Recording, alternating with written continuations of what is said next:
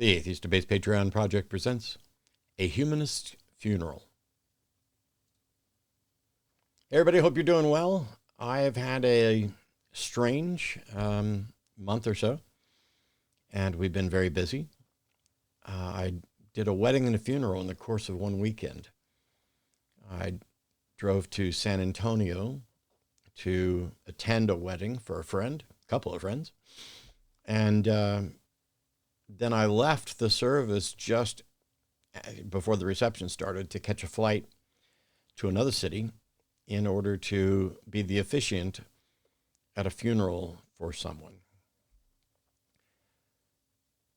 The individual was a woman in her 50s who was one of the most joyful people I ever met, loved life, an animal rights activist, cannabis activist, enjoyed riding motorcycles, and was in a terrible accident that resulted in her being in a coma and non-responsive for a little over a year until she finally died.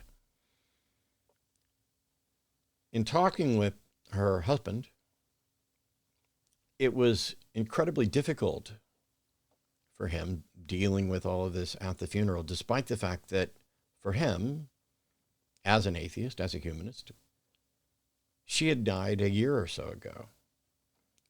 Functionally, there was no quality of life, no brain activity, and he had had an entire year to prepare for this, and yet it's still difficult because we love people, and it impacts us, and it stays with us. He asked me if I would be willing to come up and speak at the funeral because Teresa, the individual who died, had found me on the internet, liked the content that I produced, introduced him. The two of them would listen and watch. They shared it with the rest of their family. And as a family of largely atheists and secular humanists, they had liked a number of different things that I had said over the years. We'd become friends, and I was actually getting ready to go up and visit them when she had the accident. And it struck me that while I've spoken at funerals for people that I know and love personally, I hadn't actually ever officiated one. So I set out with particular goals. They had asked me to do whatever I wanted. If anybody gets upset, if anybody feels offended, don't worry about it. They knew who Teresa was. They know who I am. You go to the funeral and you do the funeral that the individual wants, because it's essentially their last message to all the people that are left behind. What a strange phrase, left behind. We just kind of keep coming up with these euphemisms when nobody left. It just stopped. And when I decided that I would write something to say, I had a lot of options. There are so many things that I could have done and perhaps would do in a different context on one of the shows talking about death and dying. But I wanted anyone who showed up at this service to find almost nothing they could object to, and yet clearly no mentions of God, no mention of heaven, although I think I reference a kind of a quasi-paradise thing as a concept. There's a little bit of lecture and thought and some insight. And I kind of felt that if anybody had a problem with it, it's definitely their problem to resolve.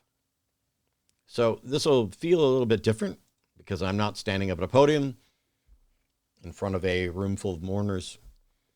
But here's the bulk of what I wrote for that service. Thank you very much for having me.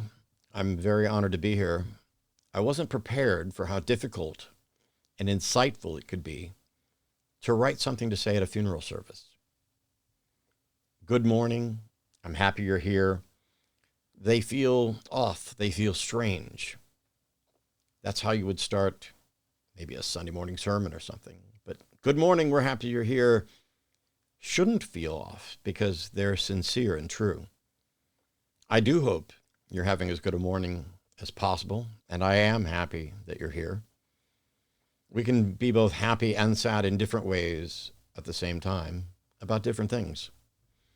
We're here today to celebrate a life, to share memories, to mourn our loss, and we are taught by society to be somber, to wear dark clothing. Don't be cheery. Don't do anything that might impact how others mourn. It's respectful. And that's a good thing. To not impose your views about how to mourn on others, but instead to try to be respectful, respect people's space, and be supportive. Our culture has socialized us to celebrate some things and view other things in a completely different context. And when it comes to death, we've been socialized in ways that are often not healthy psychologically. We often leave people completely unprepared and unequipped to grieve and mourn in healthy ways. I've watched people after losing loved ones be devastated and be unable to continue their life. We've often seen that when a partner dies, it may not be long before their partner dies. We should be sad because we've lost the opportunity for future interactions with that person. And yet we can still prepare for that by realizing that death is the eventual end to life that all of us face. And as Penn Jillette said in an article years ago, he'd rather treat people right the first time than assume he's going to get a chance to make amends in some sort of afterlife. We as a society can do better in teaching people the realities surrounding death. I'm honored to have the chance to speak with you and saddened by the events that led to our meeting. Teresa and I shared similar interests, but maybe not for the same reasons. Woodworking, crochet, these are two of many hobbies we both explored. In my case, it's more about attaining the raw knowledge of how to do this, how to create something, how to use that knowledge to craft other things. Teresa may have shared that. But you can share those hobbies with a different interest as well. You can have an artistic focus. Because curiosity, art, structure, utility, necessity, these are the motivations to explore hobbies like that and learn. I learned crochet from my mom and my grandma, and eventually they came to me with questions because the way patterns were written down in books changed, or started to change from a text-based pattern to a more graphical-based pattern. And they had questions about patterns they came across, and I offered them what I had learned. And so we all learned new things together. Woodworking taught me relativity, not in the sense of physics. I'm not going to be competing with Neil deGrasse Tyson or anything, but just generally in the difference between how we look at things and how the right answer may have less to do with some specific. It's not about the numerical measurement. You're taught measure twice, cut once, and that's a good idea. But if you're making a chair, you don't need to know how many inches high or wide it's going to be. It's built for us to use, and you can make relative measurements to the human body, both a generalized human body, which is what we get in stock chairs that are, available for purchase elsewhere, or to a specific human body if you have a custom request for a chair for a person. When you're building a custom cabinet or molding, it needs to fit the space and the contours. And so you can craft this with gauges and all that. You could take all kinds of measurements, or you could hold it up, draw a line, cut it without ever measuring a thing. Cutting items in stacks ensures that they're equal, so they're all either right or wrong, but at least you're on the same page. And if you have four legs that are all the same height, the chair should be level, even if it's a quarter inch too short or too tall. Teresa and I were different as well. She was more joyful and loving than I find myself equipped for in many circumstances. And it gives me something to strive for. All the people at the funeral knew her better than I did, and they're a testament to her impact on their life and a testament to their love for her. After finding some lectures and debates that I did on the internet, she introduced her partner, which is how we came to be friends. One borrowed idea that I've helped spread over the years is that I want to believe as many true things and as few false things as possible. If you want to believe as many true things as possible, you just believe everything. Congratulations, you now believe everything that's true. But you also have false beliefs. If you don't want to have any false beliefs, you should believe nothing. And congratulations, you have no true beliefs. Each of those on their own leads to disaster. But together, they reveal the universe in the most accurate detail possible. People can be like that, more likely to stumble individually. But together they can be nearly unstoppable. And it's clear to me, after listening to Mike speak about Teresa, as the people at the funeral were able to shortly after this, it's clear they were a pair like that. I used to scoff at those live, laugh, love wall hangings. It's a neat idea. Everybody had them, but it just seemed kind of trite to me. It just seems simple and not particularly helpful. Of course I want to live. Of course I want to laugh. Of course I want to love. All three of those are wonderful. Duh. But they don't really tell you how to do those things. And I think we can potentially add some today. So live, laugh, and love. And let's add listen, learn, and lead. Listen to the stories. I was at a wedding the day before the funeral, and the speaker there, who's a friend of mine, talked about sharing life with someone, sharing the private, non-public parts of your life. The person who you can stand with bad breath or bad ideas, the person you feel safe around, the person you don't have to keep secrets from, the person you are comfortable with, the person you feel protected by or protective of. When you want to share music, you want to share a bumper sticker, you want to share a meme you saw, anything. If you're so eager to share with someone, you might have found a really good match. Because the stories we tell carry the details of who we are. They also carry the details of who we've met, what we've learned. Every person we've interacted with impacted our thoughts and our feelings,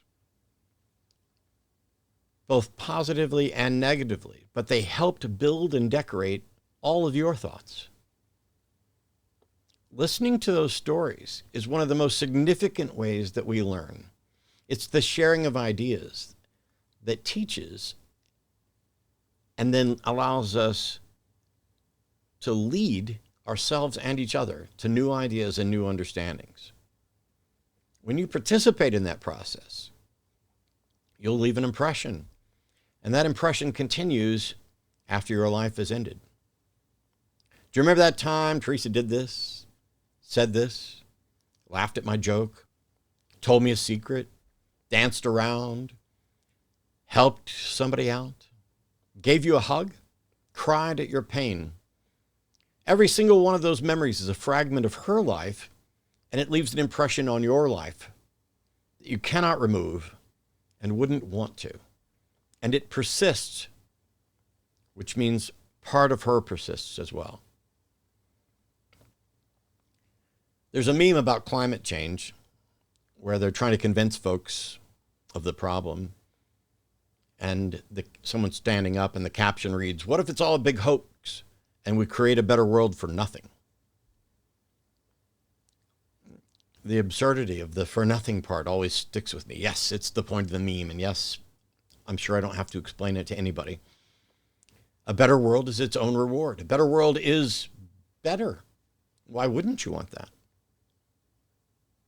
But you can take that same thing and say, what if there's an afterlife and we went and made this life better for nothing. If the absurdity was lost on you with regard to climate change, hopefully it's not lost on you with regard to the notion of life and its value. I hope my life impacts some people such that they remember me fondly and that they value the time we spend together. I hope your lives impact people in the way you'd like.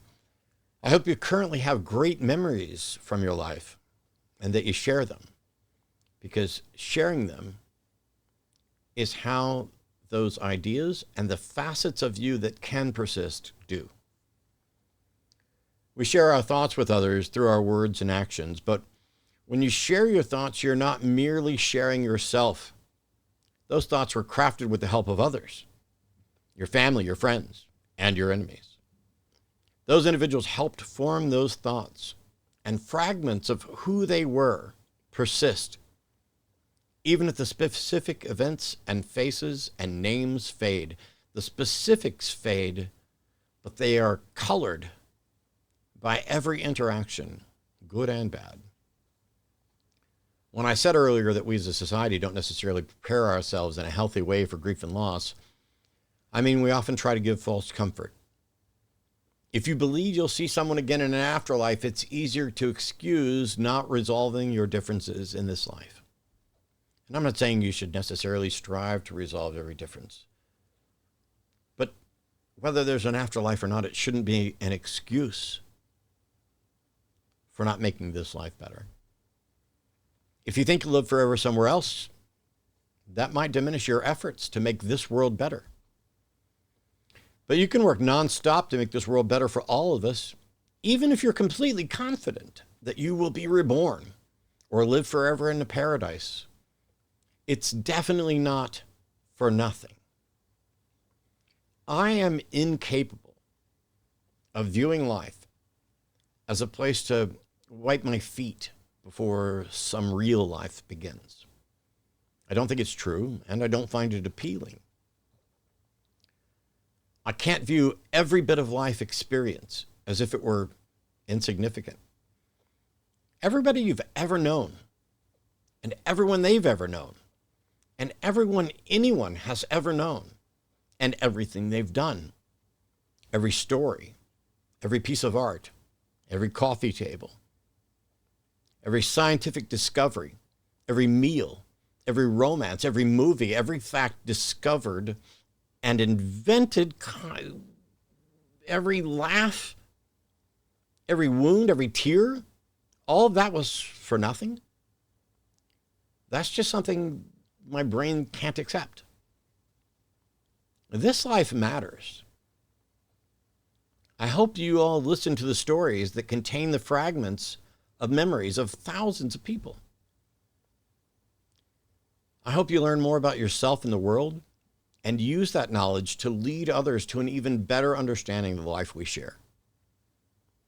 I hope you all find peace and comfort. I hope you stoke curiosity in yourself and in others. I hope you strive to make the world better for all of us. I hope the family and friends who were in attendance at the funeral live a life filled with thoughts of Teresa, even if the details fade. The essence of those thoughts will echo in those who come after us as long as we continue to share ideas. This is the only life we get, as far as any of us can tell. And this life matters. Teresa knew that, and because she knew that, and because you knew her, you know it as well. If we continue to share our thoughts and feelings about this life, we are continuing to share hers. So live, laugh, love, and listen, and learn and lead, and leave an impression. That's your legacy, living on as Teresa will, as long as we share our lives and thoughts. And I don't mean that Teresa lives. This isn't her experience. When I'm dead, I don't have any reason to believe that I will continue to experience anything. But there's a metaphoric sense in which the thoughts that I've contributed to the world, good and bad, persist, and hopefully they teach someone something about the right way or the wrong way to do stuff. As I was sitting there waiting to help speak at this service, I got to thinking about time. My brain wandered off in 100 different directions, and I thought I had the foundations of a video for this channel talking about how you don't ever actually experience the present. You're on a delay. You're in the present, but by the time you process the information, it's already the past. When I said this is the only life we get, that's in the past. So is the sentence I just said. And so is the one you're hearing right now. And I don't just mean it's in the past as in I recorded it and then you played it. If you were sitting right here listening to me, it would still be in the past. We seek the future. We plan for and anticipate it based on what we've understood, but we don't ever experience the present. I've talked before about how something exists for no time that is identical to it not existing at all. And as I was sitting there thinking about time, I came up with a line that I really liked. I'm not a poet. I do not tend to sit around and write poetry. But for some reason, the mood of the funeral was such that this line stuck with me. And so here's a very brief poem that I wrote for Teresa. Time is our greatest ally and our fiercest enemy. Time is the delicious poison in which we swim. Float. Find a raft. Cherish as much of it as possible. It's the only way to win. Thanks for tuning in. We'll see you next time. Bye-bye.